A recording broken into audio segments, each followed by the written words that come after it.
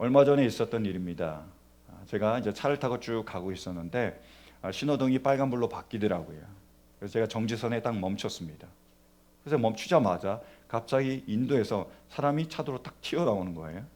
그런데 이제 볼링핀 아시죠? 볼링 할 때 보면 이제 핀을 세워 놓잖아요. 그 볼링핀 3개를 들고 이렇게 저글링을 하는 거예요. 이렇게 딱 돌리면서.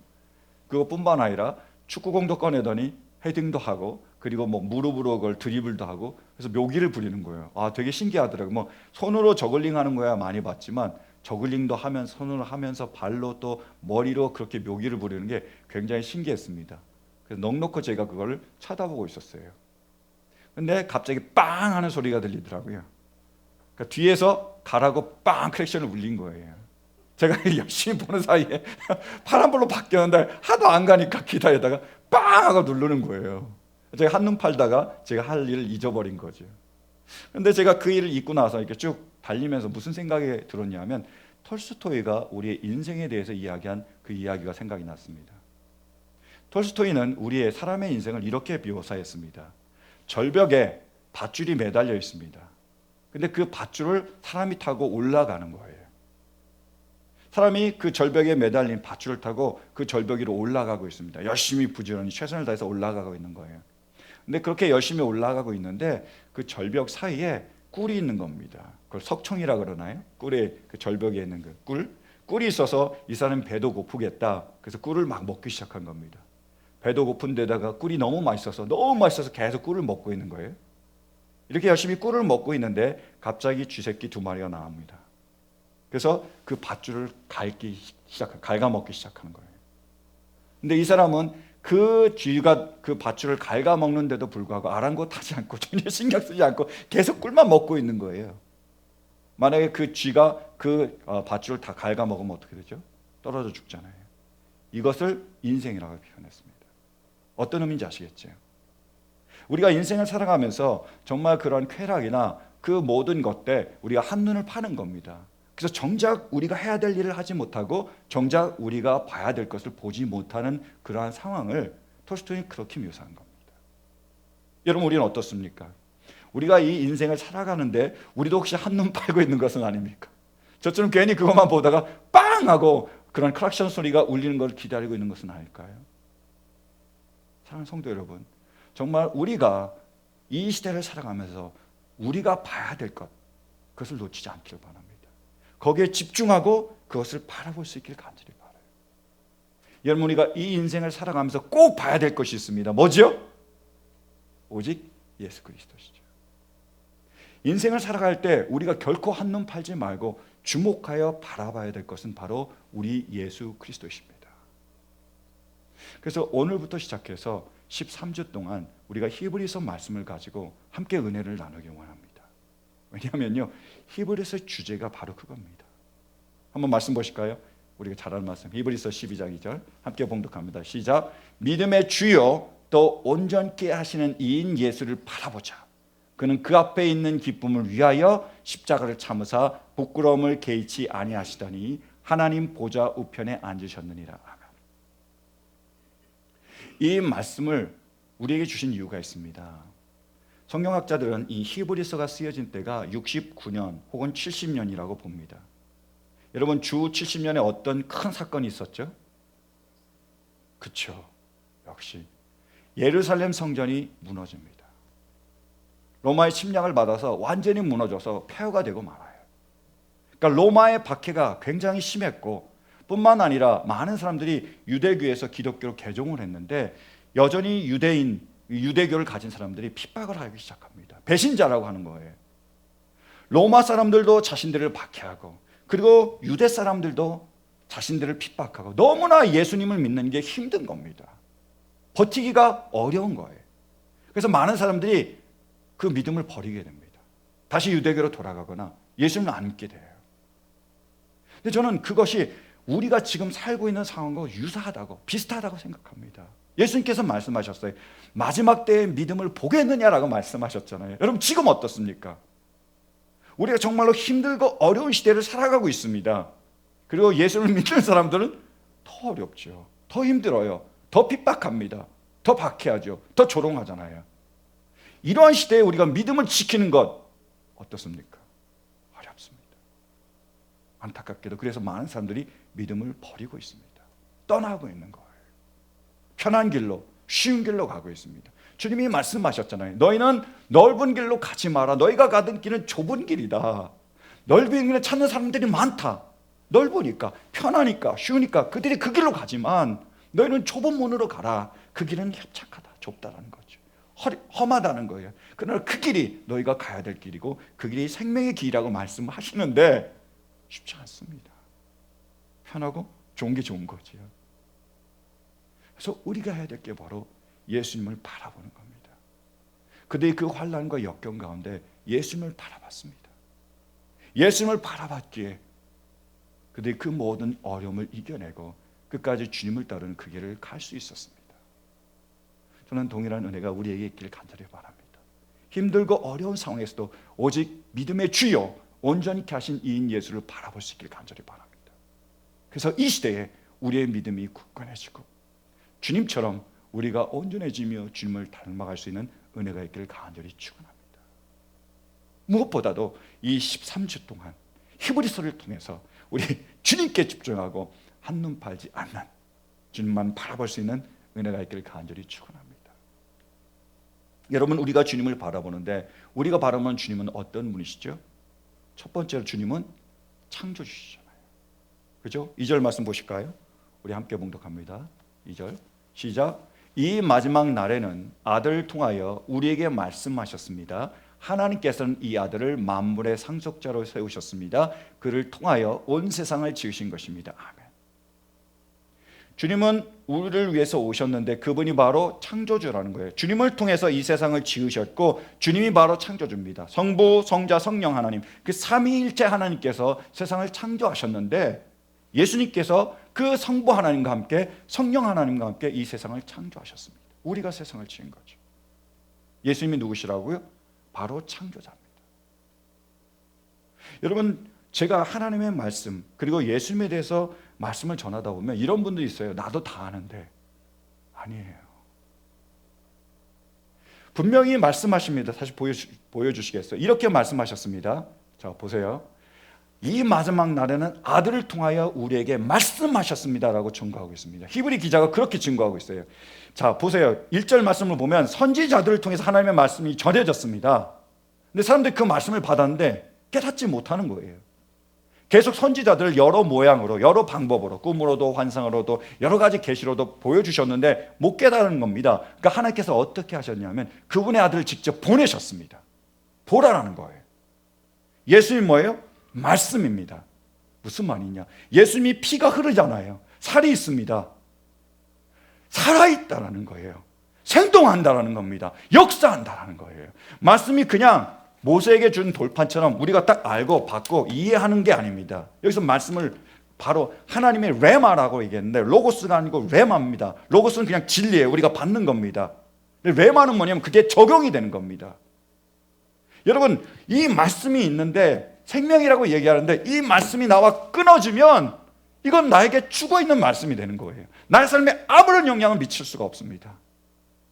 예수님이 우리의 창조주라고 말씀하시잖아요. 여러분, 모르는 분이 계시나요? 다 아세요. 근데 그 창조주라는 그 하나님의 진리가, 그 로고스가 내 삶에 레마로 와닿지 않으면 그 창조주가 나의 주님, 나의 주인으로 나에게 와닿지 않는다면 아무런 역사도 일어나지 않습니다. 중요한 건 뭐죠? 예수님이 창조주심을 믿는다면 그분이 나의 주인이 되어야 된다. 나의 중심이 되어야 되는 겁니다. 하나님이 나의 창조주시며 예수님이 나의 창조주시라는 말은 그분이 나의 주인이시라는 말이죠. 나의 중심이라는 말입니다. 여러분, 2016년에 놀라운 사건이 있었죠. 바로 알파고 아시죠? 인공지능이잖아요. 그 인공지능하고 이세돌이라는 한국 프로 기사가 바둑을 두게 됩니다. 한국 사람이 바둑을 둬서 굉장히 영광이죠. 그 서로 바둑을 두게 될 때 이세돌이 그렇게 얘기했습니다. 우리가 5번 대국을 펼치게 되는데 내가 한 번이라도 지면 내가 진 거다, 이렇게 호언장담을 했습니다. 그래서 바둑을 두게 되죠. 5번 바둑을 뒀습니다. 그때 알파고가 인공지능이 몇 번 이겼죠? 4번이나 이겼습니다. 이세돌은요? 한 번 이겼어요. 거꾸로 이겨. 거꾸로 된 거지요. 그것도 한 번 이긴 것도 신의 한 수라는 그 수 하나가 있었기 때문에 겨우 이겼습니다. 그리고 나서 어떤 일이 벌어졌느냐? 아무도 알파고를 이긴 사람이 없습니다. 아무도 인공지능을 이긴 사람이 없어요. 그래서 알파고가 시시해서 은퇴했습니다. 더 이상 바둑둘 필요가 없다라는 거예요. 적수가 없다라는 겁니다. 이 일이 일어났을 때 연세대의 김동훈 교수는 이렇게 얘기합니다. 김동훈 교수가 이렇게 얘기했어요.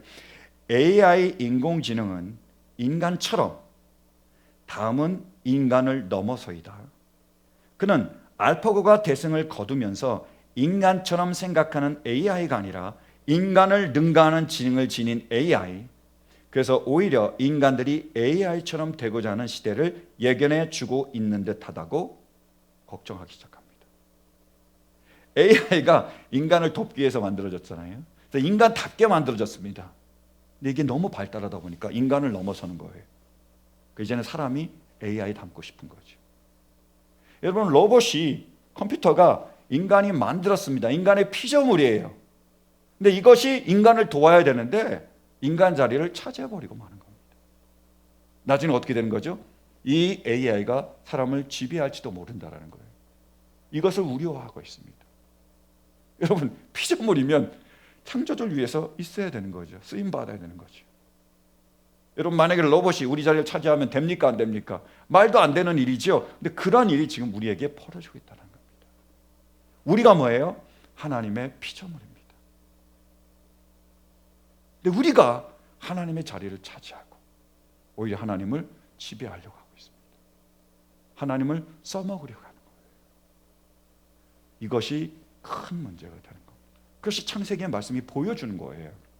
너무나 잘하는 말씀이지만 너무나 중요한 말씀입니다. 그렇죠?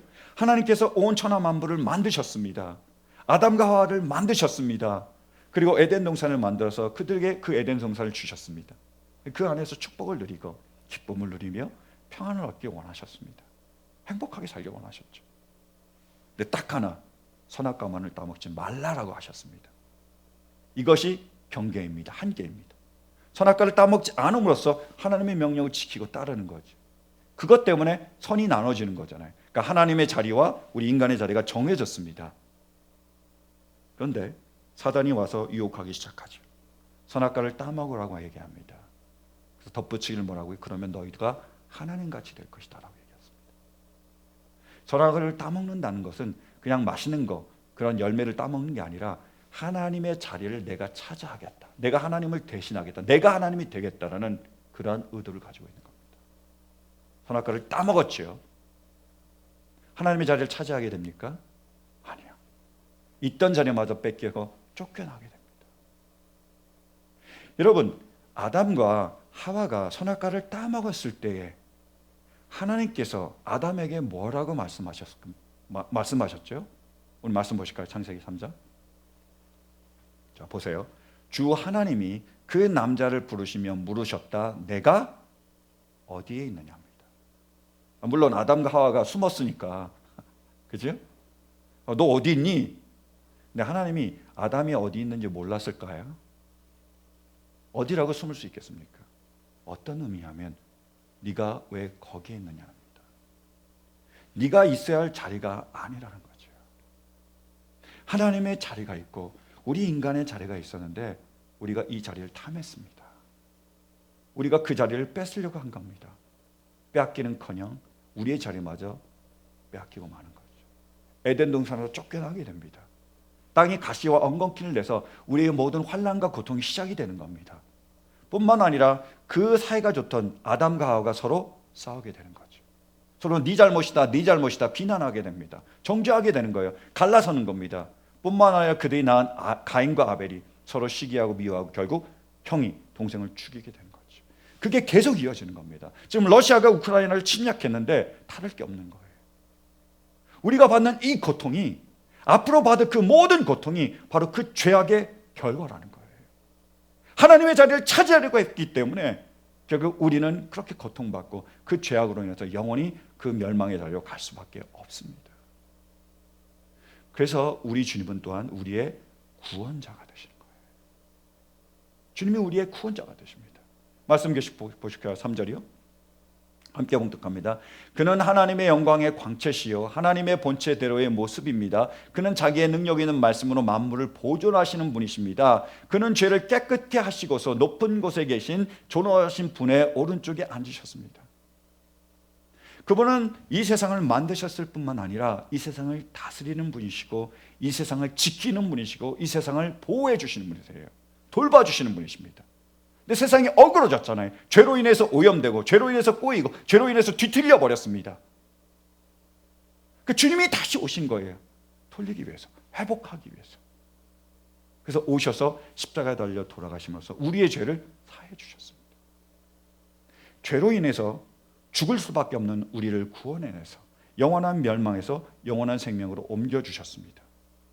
뿐만 아니라 우리가 알아야 될 것은 지금도 죄로 인해 우리가 받는 그 모든 환난과 모든 고통과 모든 아픔과 모든 괴로움에서 우리를 건져주시는 겁니다.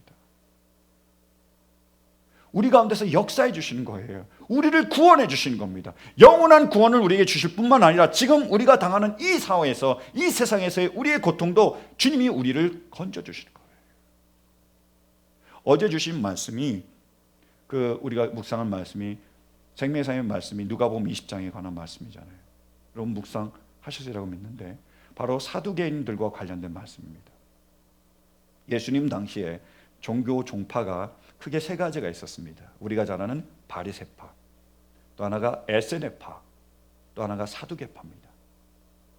사두개파는 종교적인 모습을 띠고 있는데 굉장히 탐욕적인 사람들이었습니다. 이 사람은 주장하기를 자신들이 다윗 대제사장이었던 사독의 후손이라고 얘기해요. 그러니까 대제사장의 후손이니까 내가 믿음이 굉장히 좋은 거죠. 내가 굉장히 종교적인 거잖아요. 나는 그래서 사독의 후손들이다. 굉장히 나는 하나님을 사랑한다. 하나님을 잘 따른다라고 얘기를 합니다. 그런데 그들의 특징이 뭐냐면 굉장히 현실주의적이고 세속주의적입니다. 그들은 왕궁과 결탁하게 됩니다. 권력을 탐하합니다. 그래서 자기가 잘 먹고 잘 살기를 원하고 높은 자리를 갖기를 원하는 겁니다. 우리가 얘기하는 어용 종교인이 된 거죠. 정부하고 결탁하는 겁니다. 정부에게 아부하는 거예요. 그래서 권력을 받는 거죠. 돈을 받는 겁니다. 좋은 자리를 그들이 차지하는 겁니다. 그래서 그들의 특징이 뭐냐면 내세가 없습니다. 영적인 것을 믿지 않습니다. 천사도 믿지 않아요. 그리고 부활도 믿지 않죠. 필요 없잖아요. 내세가 왜 필요해? 지금 내가 잘 사는데 Your best life now인데 지금이 베스트 라이프인데 뭐 천국이 필요하겠어요? 뭐 내세가 필요하겠습니까? 그래서 그들이 부활도 부정하고 모든 영적인 걸 부정합니다. 그래서 예수님에게 와서 논쟁하기 위해서 7 형제의 예를 들죠.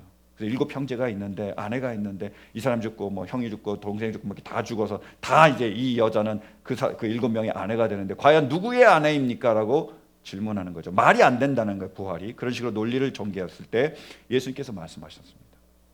너희는 부활의 능력도 모르고 하나님의 능력도 모른다고 말씀하시고 이렇게 그들에게 바로 모세의 예를 들어주시죠. 한번 보실까요? 누가복음 20장 37, 38절. 죽은 자가 살아난다는 것은 모세도 가시나무 떨기에 관한 글에서 주를 아브라함의 하나님이요 이삭의 하나님이요 야곱의 하나님이시라고 칭하였나니 하나님은 죽은 자의 하나님이 아니요 살아있는 자의 하나님이시라 하나님에게도 모든 사람이 살았느니라 하시니. 우리의 하나님은 누구죠? 살아있는 사람의 산자의 하나님입니다. 어떤 의미죠? 아브라함과 이삭과 야곱이 죽었지만 살아있다는 겁니다. 육체적으로 죽었지만 그들은 영적으로 살아있습니다. 그리고 영원히 살아가게 되는 거죠. 뿐만 아니라 우리 하나님은 산자의 하나님이시기 때문에 죽은 자도 다시 살아나게 하시는 분이라는 거예요. 부활의 하나님입니다. 나사로가 죽었잖아요. 나사로야 나오라. 그러나 그 죽음에서 우리를 구원해 주시는 하나님이시라는 겁니다. 하나님이 함께 하시면 병든 자가 치유될 정도뿐만이 아니라 병들어 죽었지만 나흘이나 지났지만 다시 살아나게 하신다는 거예요. 저는 이 말씀으로 큰 위로를 받습니다. 정말 큰 힘이 돼요. 여러분 지금 우리가 팬데믹을 딱 지나고 있잖아요. 그래서 팬데믹의 마지막에 온 것 같아요. 그래서 이제는 뭐 마스크 쓰지 않아도 된다.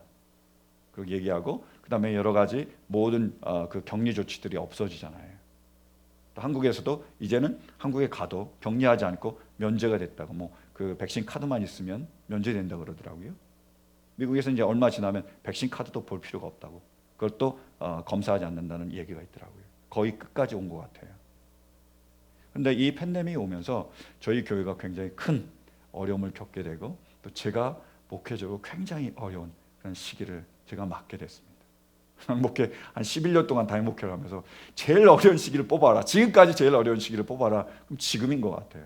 야, 이렇게 어려운 일을 내가 겪을 수도 있구나, 이런 생각을 하게 되면서 때로는 실망도 되고요, 때로는 낭망도 되고, 때로는 맥도 빠지고 힘이 더 들고 그래요. 그런데요, 저는 믿습니다. 이 말씀이 위로가 돼요. 우리 하나님은 뭐예요? 산자의 하나님이시라는 거예요. 정말로 모든 것이 다 끝나고 모든 희망이 다 없어진 그러한 상황이라 할지라도 우리 하나님은 뭐죠?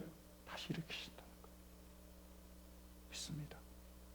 남들이 다 끝났다, 다시 살아나지 못한다, 죽은 지 나흘이나 지났다, 썩은 냄새가 난다 라고 할지라도 우리 하나님은 다시 세우시고, 그리고 놀라운 하나님의 영광을 위하여, 하나님의 나라를 위하여 귀하고 아름답게 사용하실 줄로 믿습니다. 저에게 그런 소망이 있습니다. 기대가 있습니다. 정말 다 무너진 이 상태에서 어떻게 하나님께서 다시 일으키시고 하나님의 놀라운 일들을 이루어 가실지 마음 한구석에 떨리는 기대감이 있습니다. 우리 하나님이 바로 산자의 부활의 하나님이시기 때문이죠. 사랑하는 성도 여러분, 우리가 살아갈 때 우리도 어려운 일을 당할 수 있습니다. 정말 해도 안 될 때도 있고, 이제는 더 이상 할 그러한 희망도 힘도 잃어버릴 때가 있습니다. 끝장났다, 끝이다, 죽었다 라고 여겨질 때도 있습니다. 그러나 여러분, 우리 하나님이 산자의 하나님이심을 믿으십니까? 부활의 하나님이심을 믿으세요? 우리가 이 믿음으로 나아갈 때 우리 하나님께서 죽음 가운데서도 다시 일으키시며, 오히려 이 일을 통하여 하나님의 놀라운 큰 영광 가운데로 아름답게 귀하게 사용하실 줄로 믿습니다. 오직 이 부활의 하나님, 그 믿음으로 다시 일어설 수 있는 은혜가 있기를 간절히 축원합니다. 또한 우리 예수님은 어떤 분이시죠? 바로 우리의 구원자이실 뿐만이 아니라 구원받은 자의 모습을 보여주시는 거예요. 무슨 말이냐면 우리를 구원하실 뿐만이 아니라 구원받은 우리가 어떤 모습인지를 보여주시고 계십니다. 이게 은혜죠. 우리 말씀 보실까요? 5절이요. 자, 함께 봉독합니다. 시작. 하나님께서 천사들 가운데서 누구에게 너는 내 아들이다, 내가 오늘 너를 낳았다 하고 말씀하신 적이 있습니까? 또 나는 그의 아버지가 되고 그는 내 아들이 될 것이다 하고 말씀하신 적이 있습니까? 이렇게 얘기하고 있죠. 예수님이 누구시라고요? 하나님의 아들이십니다. 하나님은요, 예수님의 아버지십니다. 모르는 분이 없죠. So what? 이러실 거예요. 예수님이 하나님의 아들이셔, 그리고 하나님은 예수님의 아버지셔, 다 아는데 여기실 거예요. 그럼 이건 어떤가요? 우리가 바로 하나님의 자녀입니다. 우리가 바로 하나님의 아들과 딸입니다. 어떤 의미죠? 우리가 바로 예수님과 같은 존재라는 겁니다. 구원받은 우리가 어떠한 존재냐 하면 바로 예수님과 같은 존재입니다. 그분은 우리의 맏아들이라고 말씀하고 계십니다. 첫째라고 말씀하시는 거예요. 왜 그렇죠? 그럼 둘째도 있고 셋째도 있고 넷째도 있고 다섯째도 있는 거예요. 아마 우리 오영의 권사령은 몇째일까요? 5번째 딸일 수 있고, 저는 아마 8번째 아들일 수 있는 겁니다. 우리 예수님은 첫째 아들이시고 우리가 바로 아들과 딸이라는 겁니다.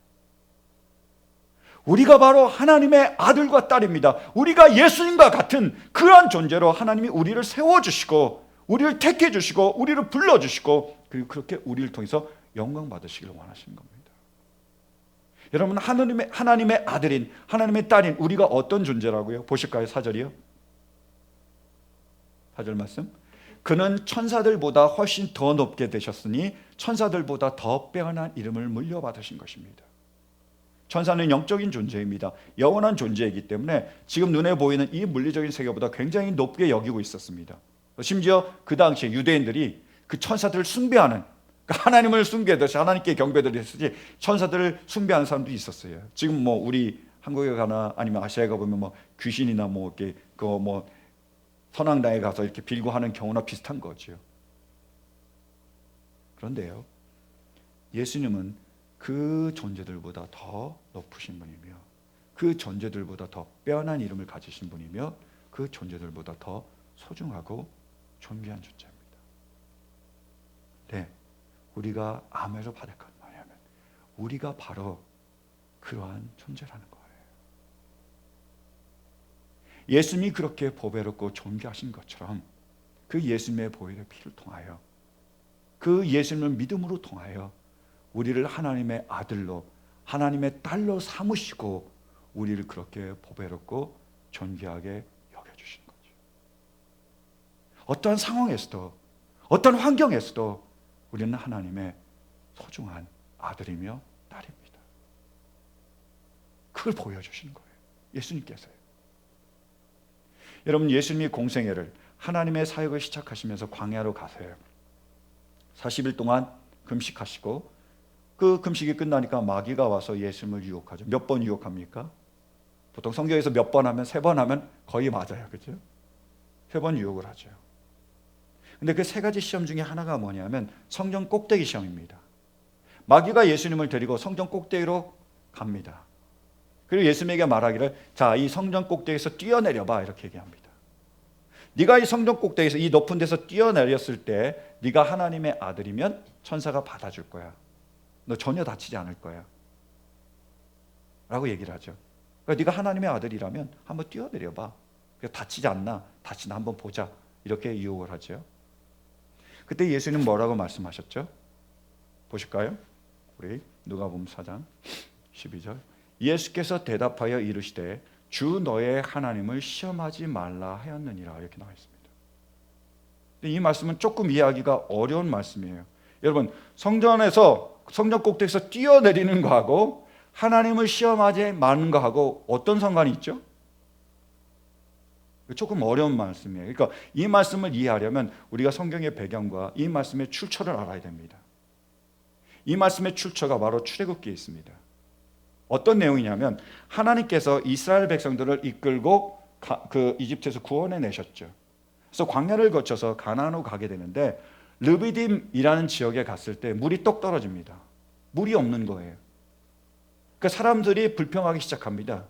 그래서 돌을 들어서 모세를 쳐서 죽이려고 그래요. 그때 하나님께서 모세의 음성을 들으시고 그에게 말하기를 반석을 치라 그러십니다. 반석을 치면 물이 나올 거야. 그 물을 마시게 해라라고 말씀하셨습니다. 그래서 반석을 치게 되고 물이 나오게 되는데 그 지역을 뭐라 그러냐면 바로 그 하나님이 얘기하실 때 마사 혹은 무리바라고 부르게 됩니다. 르비딤 지역을요. 뜻은 뭐냐면 하나님을 시험했다라는 뜻입니다. 그들이 하나님을 시험했습니다. 뭘 시험했죠? 하나님이 우리 가운데 계시는가 계시지 않는가를 시험했다라는 거예요. 하나님께서 이집트에서 10가지 재앙을 일으키시고 그들을 구원해 내셨습니다. 그리고 홍해 앞에 섰을 때 홍해를 갈라서 지나가게 하셨습니다. 그리고 하늘에서 만나와 메추라기를 내리셔서 그들을 먹게 하셨습니다. 그럼에도 불구하고 물이 떨어지니까 힘드니까 어려우니까 하나님 계시는 거 맞아? 하나님 우리를 사랑하시는 거 맞아? 사랑하는 거야? 사랑 안 하는 거야? 계시는 거야? 계시지 않는 거야? 그들이 시험한 겁니다. 마귀가 그렇게 시험한 겁니다. 똑같이 시험한 거예요. 보세요. 그러니까 네가 하나님의 아들이면 뛰어내려라. 그럼 천사가 보호해 줄 거야. 거꾸로 얘기할까요? 천사가 보호해 주면 너는 하나님의 아들이야.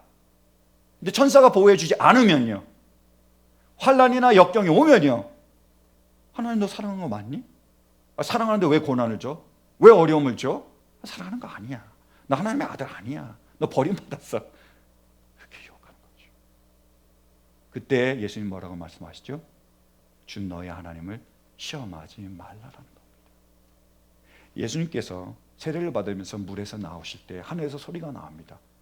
뭐라고요? 너는 내 사랑하는 아들이요 기뻐하는 자다라고 말씀하셨습니다. 너는 내 아들이다. 내가 너를 기뻐하고 너를 사랑한다라고 말씀하셨습니다. 근데 잘 될 때도 있지만 어려울 때도 있는 거예요. 힘들 때도 있는 거예요. 그럼에도 불구하고 뭐예요? 믿는다라는 겁니다. 나는 여전히 하나님의 아들이고 하나님이 날 사랑하셔. 내가 이해하지 못하지만, 너무 힘들지만, 너무 고통스럽지만 그래도 하나님은 날 사랑하시고 나와 함께 하시며 나는 여전히 하나님의 아들이야. 내가 그것을 시험하지 않아 라고 말씀하시는 거죠. 여러분, 우리가 살아갈 때에 우리도 광야와 같은 고난을 당하게 됩니다. 먹을 것이 없을 수도 있고, 마실 물이 없을 수도 있고, 적들을 만날 수도 있고, 너무나 힘들고 너무나 어려운 때가 있잖아요. 내 생각대로 안 될 때가 있고, 아무리 노력해도 그 일이 해결되지 않을 때가 있습니다. 남들은 비난하죠. 너 예수님 잘 믿는다며, 하나님이 너를 사랑한다며, 너 하나님의 아들이라며, 너 하나님의 딸이라며. 맞아? 이렇게 얘기하는 거죠. 아니, 너 하나님이 사랑하신다며, 근데 사랑하는 사람들이 왜 이런 고통을 줘? 왜 이런 어려움을 줘? 얘기하는 거죠. 그랬을 때 우리가 주님을 바라볼 수 있길 간절히 바라고, 우리를 향하신 주님의 음성을 기억할 수 있길 바랍니다. 뭐라고 말씀하신 거죠? 나는 내 사랑하는 딸이다. 너는 내 사랑하는 아들이다. 비록 지금 네가 어렵고 힘든 일을 겪고 있지만 내가 여전히 너를 사랑한다. 여전히 너와 함께한다는 겁니다. 정말 어렵고 정말 힘든데 하나님이 살아계셔. 그럼 왜 이런 일을 나에게 있게 하시고, 왜 내가 이런 고통을 겪게 하실까? 라고 의심이 드는 순간에 하나님의 말씀을 붙들고 주님을 바라볼 수 있는 우리 모두가 될 수 있길 간절히 바랍니다. 그때 그 하나님의 말씀을 믿는, 주님을 바라보는 이 믿음을 통하여 우리 모두가 그 유혹을 이겨낼 수 있으리라고 믿습니다. 이 광야를 거쳐서 축복의 땅에 도달하게 될 줄로 믿습니다. 사랑하는 성도 여러분, 어떤가 상황과 환경에서도 아무리 힘들고 어려운 순간이라 할지라도, 아니 오히려 그럴 때 오직 믿음의 주여 온전케 하신 이인 예수를 바라볼 수 있는, 주님을 바라봄으로 승리하며 이 길을 나아갈 수 있는 은혜가 있기를 주님의 이름으로 간절히 축원합니다. 아멘. 우리